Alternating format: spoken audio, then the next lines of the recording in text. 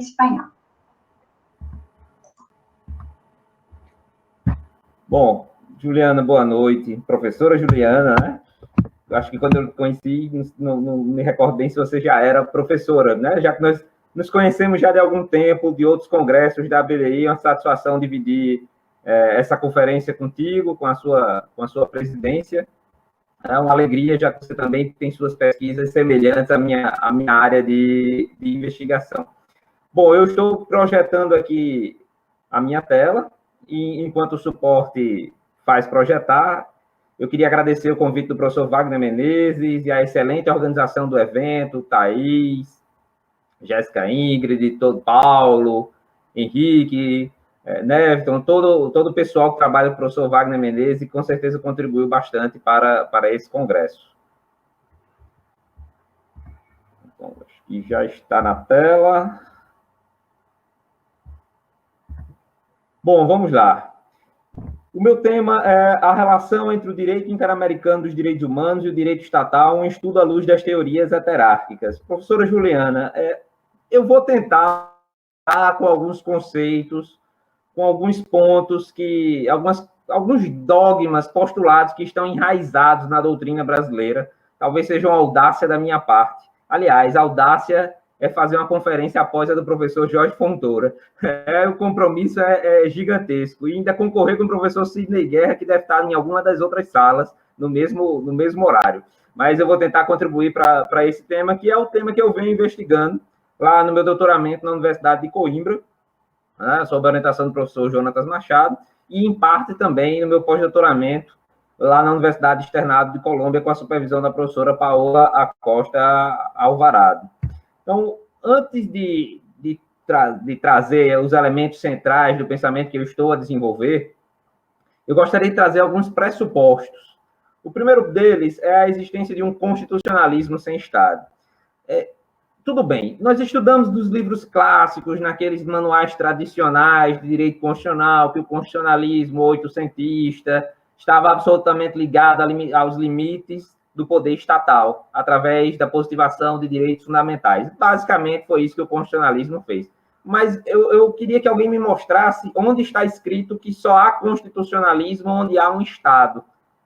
Eu não encontrei até o presente momento. Pelo contrário, o que eu encontrei foram teorias e autores como Ann Peters, lá de Heidelberg, lá do Max Planck, falando que há, sim, um constitucionalismo sem Estado, um movimento dentro desse viés internacional e no âmbito do sistema interamericano não poderia ser diferente, de existência de um movimento de limitação ao poder do próprio Estado ou ao poder de outros entes que também exercem poderes, mas que não são entes estatais. Ou vocês acreditam ainda no mito de que o Estado é o caminhar de Deus na Terra, do mito hegeliano?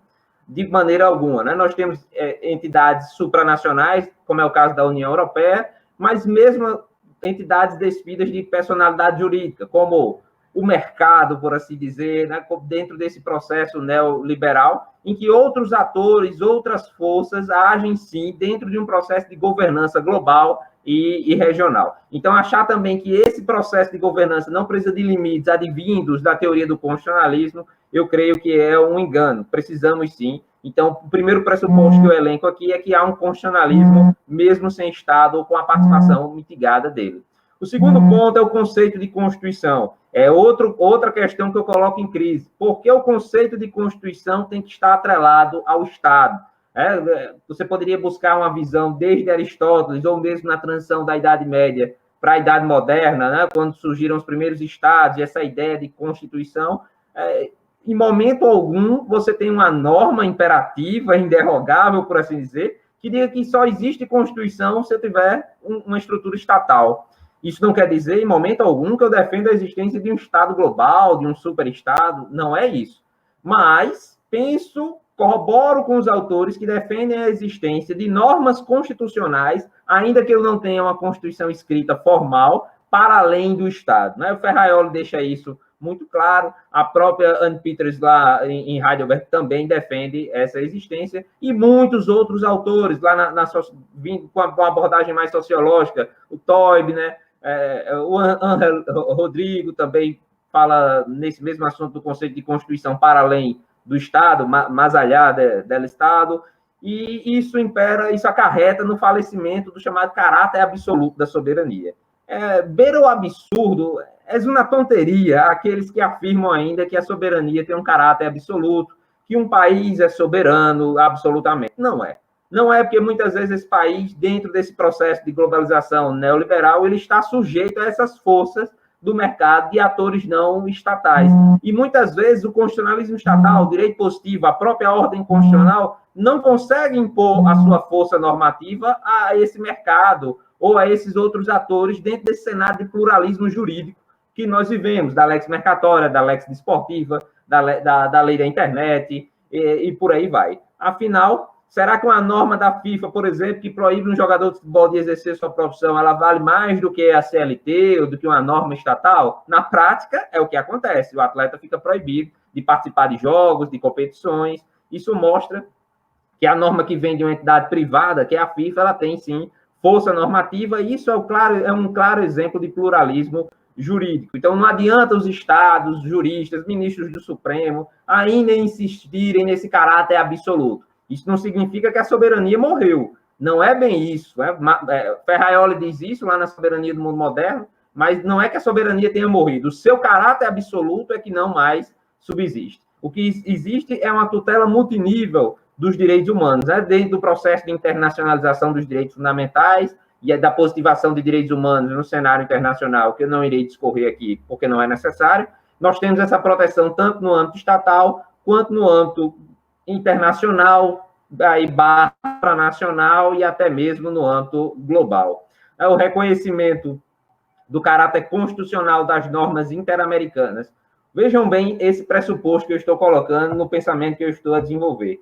As normas do sistema interamericano, elas não são constitucionais porque cada estado vai dizer que ela tem hierarquia constitucional. Não é isso. Elas são constitucionais pela natureza das normas. São normas protetivas de direitos humanos, portanto, materialmente constitucionais, normas que limitam o poder do Estado ou de qualquer um outro ente que venha participar do processo de governança. E, por fim, o último pressuposto que eu elenco é a Corte Interamericana de Direitos Humanos como um tribunal que exerce funções constitucionais. Eu lembro muito bem da tese de doutorado do professor Siddhartha Legado, lá da Federal do Rio de Janeiro, em que ele defende, com outros fundamentos, a Corte Interamericana como um tribunal constitucional. Não são os mesmos fundamentos, mas é inegável que a Corte Interamericana exerce funções constitucionais. Ela limita o poder do Estado, ela aplica o princípio da proporcionalidade, ela fala até mesmo, em alguns pontos, sobre a organização do Estado, necessariamente, interpretando a Convenção Americana e outros tratados internacionais de direitos humanos em suas decisões. Então, é possível afirmar, sim, que a Corte Interamericana, assim como o Tribunal Europeu de Direitos Humanos, lá na Europa está mais desenvolvido, aqui na América Latina nós ainda estamos caminhando, exerce, sim, funções constitucionais, muito embora ela não tenha nascido com a estrutura de um tribunal constitucional, mas que exerce funções constitucionais. Ciente desses pressupostos, e aí sendo bastante objetivo por causa do tempo, eu passo a tratar das principais teorias heterárquicas que tratam da relação entre o direito internacional e o direito estatal, delimitando aqui para o direito interamericano, em breve, e o direito estatal. A minha pesquisa, ela não é uma pesquisa em que eu examino o Brasil, como o Brasil se relaciona, porque eu tenho grandes autores nacionais que já se debruçam sobre isso. Eu sou aquele brasileiro com a alma bastante latina, então eu estou estudando o ordenamento jurídico colombiano, mexicano, uruguaio, paraguaio, argentino, chileno, guatemalteco, nicaragüense, venezuelano, enfim, peruano, equatoriano. A minha pesquisa ela é da América Latina, dos países hispanohablantes, do civil law, né? Isso deixa de fora Belize, por exemplo, Antilhas Holandesas e por aí vai, que tenham ratificado a Convenção Americana e que se submetam à jurisdição da Corte Interamericana de Direitos Humanos. Então, aqui eu elenco para vocês as teorias que estão servindo de base para que eu possa subir aos ombros desses gigantes e trazer a minha própria teoria, se não for muita pretensão da minha parte. Mas a primeira que eu trago é o Estado Constitucional Cooperativo, de Peter Hebel, 1977, 76, 77. O professor falou na necessidade de um Estado que se abre ao direito internacional, para cooperar com outros estados e com organismos internacionais, na promoção de ideais comuns, como é o caso dos direitos humanos. Depois nós tivemos a interconstitucionalidade dos professores Lucas Pires e Gomes Candotilho. O professor Candotilho foi meu professor lá no doutorado em Coimbra, não poderia deixar de trazer essa teoria, que fala justamente nesse caráter interconstitucional. Porém, um detalhe, ele fala na interconstitucionalidade à luz da experiência europeia, notadamente dentro do processo de integração supranacional. A professora Daniela Menegotti, que já falou hoje aqui no Congresso da BDI, ela defende essa interconstitucionalidade no sistema interamericano, muito embora eu não concorde com todos os argumentos que ela traz, mas eu acho uma teoria bastante interessante e que ela poderia ser examinada à luz, sim, das normas interamericanas. Depois, eu examinei o pluralismo constitucional, trazido lá no início da década de 90, McCormick, New Walker, depois desenvolvido por Aida Torres Pérez e aqui no Brasil, lá na Universidade Federal do Pará, por Breno Bahia Magalhães, que tem um trabalho fantástico sobre pluralismo constitucional. Então, o pluralismo constitucional reconhece a existência justamente de duas ordens constitucionais, a ordem estatal e a ordem internacional, principalmente do ponto de vista regional, do direito europeu dos direitos humanos e mesmo no direito da União Europeia, já que tem todas as características de normas materialmente constitucionais. Depois nós temos o constitucionalismo multinível, de Ingo Pernice, lá da Alemanha, que foi desenvolvido aqui na América Latina por Paola Costa Alvarado, minha supervisora na externado, e da existência desse constitucionalismo em duas etapas. Pernice faz uma análise descritiva da relação entre o direito estatal e o direito da União Europeia. Eu tenho uma séria preocupação em importar essas teorias para cá, para a América Latina, porque nós não vivenciamos o processo de integração que Pernice identificou para construir o seu pensamento, porém, alguns elementos são necessários para que possamos tentar agregar algo, trazer algo novo no nosso pensamento.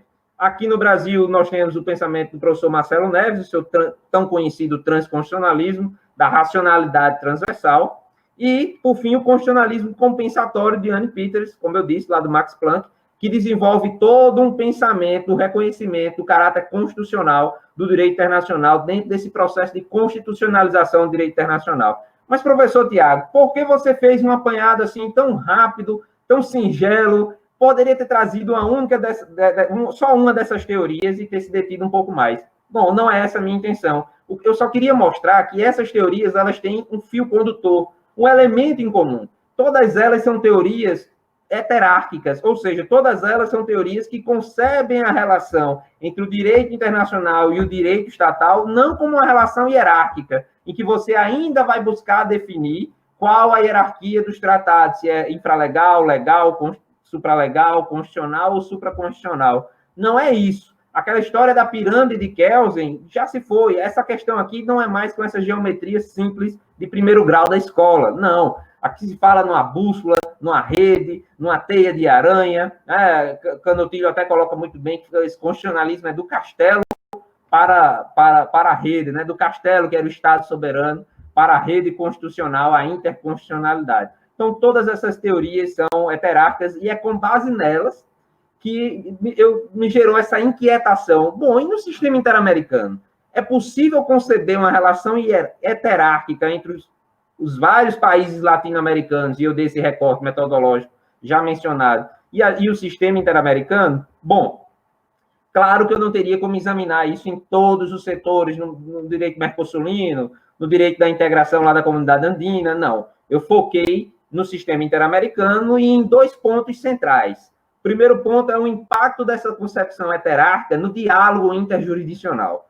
Nós sabemos o que é diálogo interjurisdicional, o diálogo que é obrigatório para os tribunais cujos estados se submetem à jurisdição de um tribunal internacional. Então, eu tenho um caso aqui que preenche esse requisito, seria o caso do diálogo entre, por exemplo, a Suprema Corte de Justiça argentina, ou mexicana, ou uruguaia, até o próprio STF, que eu não estou estudando, mas seria o caso, com a Corte Interamericana de Direitos Humanos. Como funciona esse diálogo num cenário de heterarquia? E aí é o problema. Muitos autores, e aí com todo respeito a eles, porque alguns foram meus professores, são pessoas que eu respeito, que estão aqui na BDI, eles falam que esse diálogo interjurisdicional se confunde com o dever de obediência, o dever de adimplemento, de cumprimento das decisões da Corte. Não é.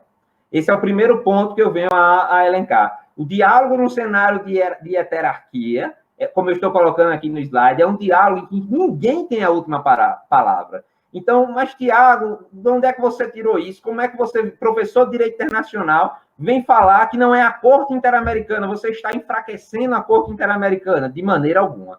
Na prática, pessoal, ninguém tem a última palavra. Nem o Supremo Tribunal Federal tem a última palavra dentro do Brasil, porque ele pode tomar uma decisão num dia e o Congresso aprovar uma lei em outro sentido no outro. Então, não adianta essa história de última palavra estar com a Corte Interamericana ou com o Tribunal Estatal. A última palavra é do tribunal que melhor proteja os direitos humanos. Aí sim, eu venho a associação entre diálogo e princípio pro persona. Lembrando, pro persona e não pro homine, né? Aqui é uma aula que respeita o feminismo e respeita as mulheres. Então, o diálogo e o princípio pro persona é justamente que não vai ser uma concepção formal e hierárquica que vai definir qual a norma que vai prevalecer, mas sim o conteúdo, ou seja, a norma que melhor proteja os direitos humanos.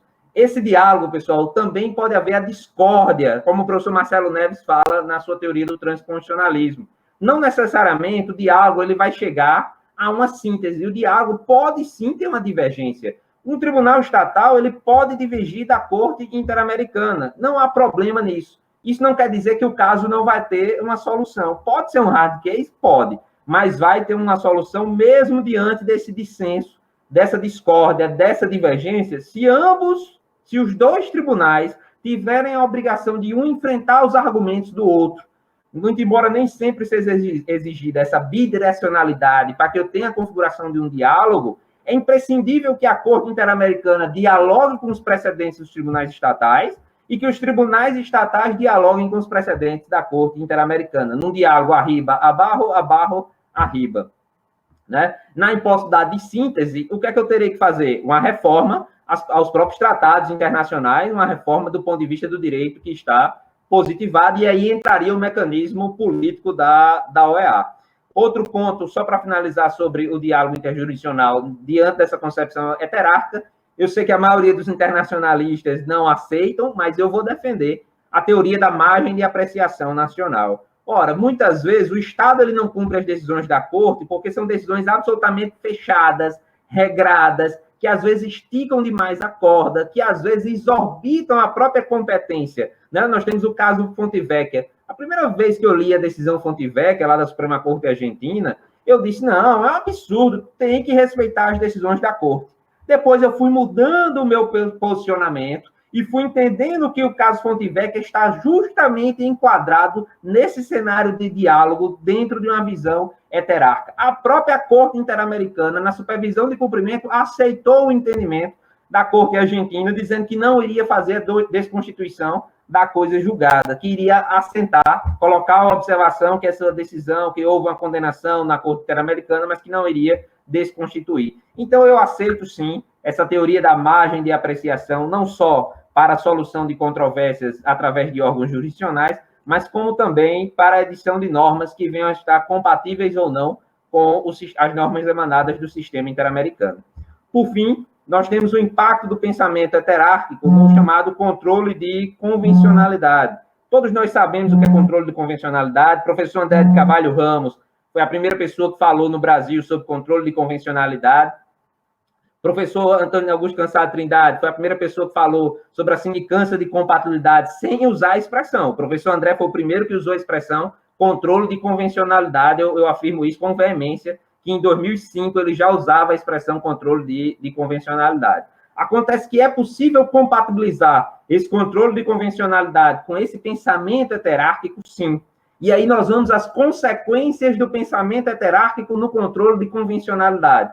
Sou eu tentando trazer algo novo, ou não tão novo assim, mas com a outra visão, a outra roupagem para a discussão. O primeiro ponto seria a ineficácia como efeito da declaração de inconvencionalidade. Se vocês pegarem os autores clássicos, na Colômbia, o Quinch Ramírez, no México, o Sérgio Garcia Ramírez, enfim, o César Landa, o Ríteres lá na Argentina, vocês vão ver que todos falam em invalidação, professor Mazzuoli, todos falam em invalidação do ato inconvencional. Eu não. Ao meu sentir, a declaração de inconvencionalidade não deve atingir nem a validade, nem a vigência. O ato ele continua válido, ele continua vigente, mas ele não vai produzir efeitos, ele seria um ato ineficaz. Então, no controle tanto interamericano quanto no controle doméstico, o que eu vou ter como resultado, partindo de um viés heterárquico, será a ineficácia do ato e não um atentado contra a sua validade ou vigência, respeitando o posicionamento de outros grandes autores.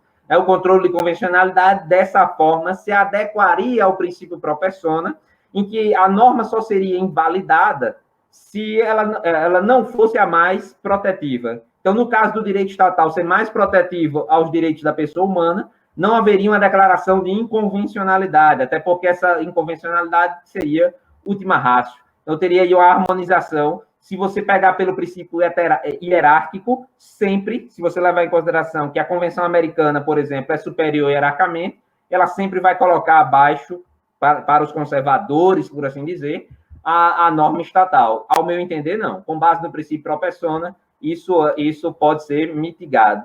Também há o diálogo das fontes, tão trabalhado pela professora Cláudia Lima Marques, também é necessário falar sobre ele, porque é possível harmonizar a norma interna com a norma interamericana para se construir uma terceira norma e essa norma ser fruto desse controle de convencionalidade. Seria essa, sim, a norma a ser aplicada. Da mesma forma, como eu disse, sobre o controle de convencionalidade e a teoria da margem de apreciação nacional, é possível que o julgador analise dentro de uma margem razoável se aquela norma é convencional ou não. Não há uma absoluta rigidez, uma determinação taxativa tão rígida assim, sob pena de você, como eu disse, esticar demais a corda e os estados não cumprirem os compromissos internacionais.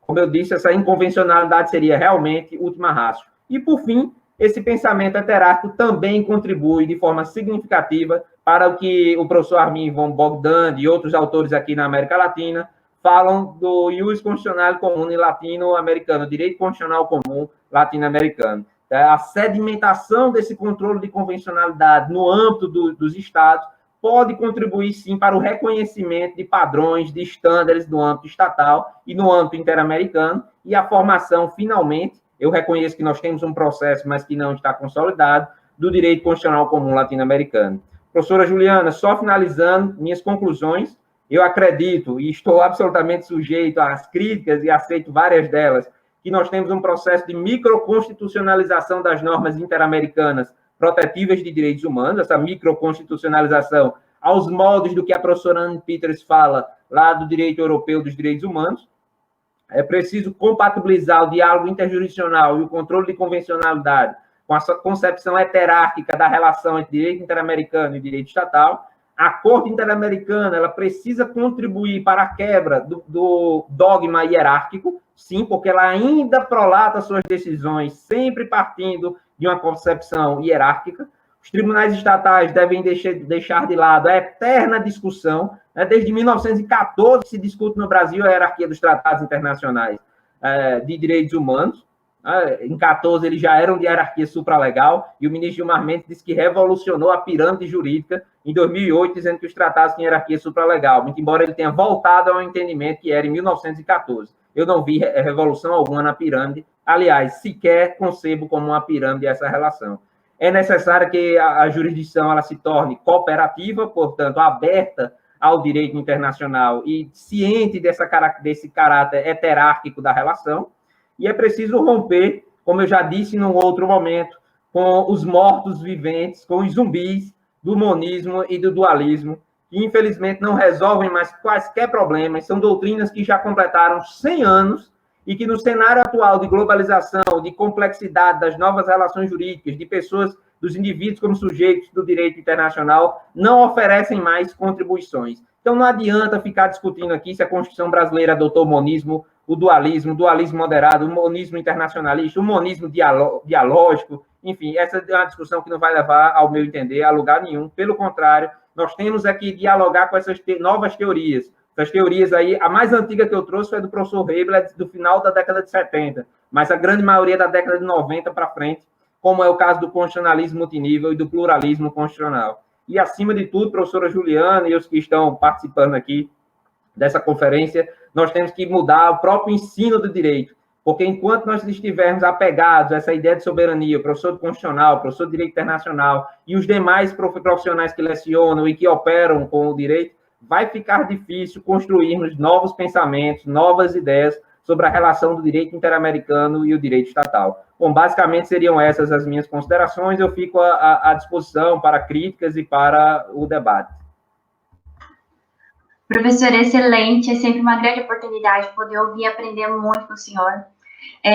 Bom, várias coisas que o senhor falou conseguem complementar algumas ansiedades que eu tinha durante a pesquisa do mestrado, principalmente quanto à garantia, né, dessas pessoas em diáspora, em trânsito, os transnacionais, né, como que ficaria? A gente vê aí o Estado, né, a separação aí, como diz Bauman e Bourdieu, no estado de crise, a separação da política do poder, e essas pessoas, a fronteira, ela acaba desaparecendo, que seria esse limite territorial soberano, o Estado nacional, né? Então, essa apresentação do senhor, ela vem de encontro a um ponto que me ansiava muito, como que nós garantiríamos a proteção dessas pessoas, os direitos fundamentais, pensando ainda nessa soberania constitucional, que por vezes aí, acaba restringindo o mínimo existencial essas pessoas. Gostei também de saber que o senhor valoriza aí a literatura latino-americana. Nós precisamos, sim, cada vez mais beber dessas fontes. Os nossos problemas locais são um pouco diferentes dos europeus, africanos, então, sim, nós devemos comunicar com os outros pesquisadores, aí, nossos vizinhos, né? Fiquei muito contente em saber. E nós temos aí algumas perguntas, na realidade, o Henrique Marcos, ele pediu, professor, se possível, elaborar mais um pouco a respeito do constitucionalismo compensatório do Apicers. Por favor. Sim, Henrique, muito obrigado. Henrique, que é um grande pesquisador, aliás, é quem me ensina sobre ensino do direito internacional, eu aprendo com o Henrique. Essas novas teorias, essas novas concepções do ensino do direito internacional, trocando figurinhas e lendo os textos que ele vem publicando. O constitucionalismo compensatório da professora Anne Peters, lá de Heidelberg, diretora do Max Planck, ela diz o seguinte: hoje o Estado não é mais o único sujeito detentor do poder, há uma quebra desse monopólio do poder. Não é mais só o Estado que exerce, que produz normas que são exigíveis do cidadão, dos nacionais, das pessoas, por assim dizer. Eu nem gosto muito de falar em cidadania, em cidadão, porque aí querem excluir os imigrantes, eu sou a favor dos imigrantes, então eu prefiro dizer das pessoas. Então, hoje nós temos outras estruturas de poder, Henrique. E o que é que acontece? Essas estruturas de poder, elas não são limitadas dentro desse processo de governança global, né, de governança multinível, elas não são limitadas simplesmente pela ordem constitucional estatal. Daí, Anne Peters, ela oferece uma teoria chamada constitucionalismo compensatório em 2010, observe que é uma teoria recente, né, como eu disse, chega das teorias da década de 20 do século passado, em que o constitucionalismo compensatório é justamente o processo de constitucionalização do direito internacional para servir de limite a essas novas estruturas de poder. É um texto muito interessante, um livro, tem os méritos do constitucionalismo global, um texto que existe em inglês e também em espanhol e em alemão, e também um livro que ela tem sobre o constitucionalismo internacional, que é uma coletânea de artigos, em que vários autores se debruçam sobre o tema, e ela tem um capítulo de mais de 60 páginas, trazendo a sua teoria do constitucionalismo compensatório. Henrique, você pode me cobrar que eu lhe mando o fichamento do artigo. Eu não tenho o livro, mas eu li todinho e fiz o fichamento. Muito obrigado pela pergunta. Professora Juliana, eu quero agradecer, vendo aqui as várias participações de professores, professor Neviton, professora Graziela, professora Cláudia, professora Letícia, professor Marco Bruno, meus alunos lá da UFRN, os meus orientandos, enfim, os mestrandos da UFRN, a professora Carolina e muitos outros que estão participando. É uma satisfação enorme, a professora Josele, enfim, eu fico muito feliz, porque são profissionais que eu admiro bastante. Professor, não sei, podemos fazer a pergunta... Cadê? Aqui nós temos a pergunta da Vitória. Dá um tempinho de fazer? Da minha parte, sim. Aqui eles liberaram, não falaram nada. A Vitória, ela pergunta o seguinte: na sua visão, a Corte INH deveria abraçar a teoria da margem de apreciação nacional? Vitória, muito obrigado pela pergunta. Na verdade, ela já abraçou, essa ela não quer confessar por orgulho. Eu já encontro decisões da Corte Interamericana em que ela permite uma margem de apreciação nacional nítida, ela só não cita a teoria. Por quê? Porque ela é uma teoria que parte de outras concepções em que a Corte não quer confessar, não quer dar o braço a torcer. Mas quando ela fala, por exemplo, que ela não define quem no âmbito interno exercita o controle de convencionalidade, é de acordo com a competência jurisdicional estatal e dos órgãos estatais, é margem de apreciação. Quando ela diz que os direitos políticos também ela estabelece que podemos ter limitações aos direitos políticos desde que sejam proporcionais, necessárias, fundamentadas, previstas em lei. Eu tenho aí uma margem de apreciação. Então, é inegável que há uma margem de apreciação. Acontece que os autores, com todo respeito brasileiros, alguns deles, ainda são absolutamente contrários, porque, como eu disse, ainda estão apegados ao fato de que tudo que vem da Corte Interamericana está correto. E não pode ser dessa forma. Nós temos que ter uma perspectiva crítica, nem toda... Isso é assim porque a Corte entendeu que era dessa forma. De maneira alguma, a Corte entendeu, mas nós temos que questionar, nós temos que debater, nós temos que dialogar para analisar se aquela decisão é a mais protetiva aos direitos humanos e é que é possível de ser executada. Porque, como eu disse, não adianta esticar a corda e depois os estados não quererem cumprir as decisões. Então, Vitória, é assim uma prática da teoria da margem de apreciação nacional, ainda incipiente, que a Corte não confessa, mas eu, por exemplo, sou defensor dela, e há outros autores latino-americanos que vêm defendendo a teoria da margem de apreciação aqui no sistema interamericano. Eu quero mandar meu abraço também para a professora Patrícia, professor Silvio Beltramelli, que estão assistindo. Bom, mais uma vez, professor, uma grande oportunidade poder reencontrar o senhor virtualmente. Espero que o ano que vem ou em outras oportunidades possamos nos encontrar fisicamente. Agradeço também por compartilhar tantos materiais que eu bebo das fontes ali que o senhor compartilha. Agradeço a todos que estiveram aí conosco nesse painel, nessas atividades, professores, professoras, alunos e alunas tão queridos. Estendo meus cumprimentos ao professor Wagner, sempre tão acolhedor e dando oportunidade para todos, né, fazendo esse network tão importante que o Congresso proporciona para nós, professores aí do Direito Internacional. A equipe também da organização perfeita, impecável, muito bem pensada. Professor Thiago, muito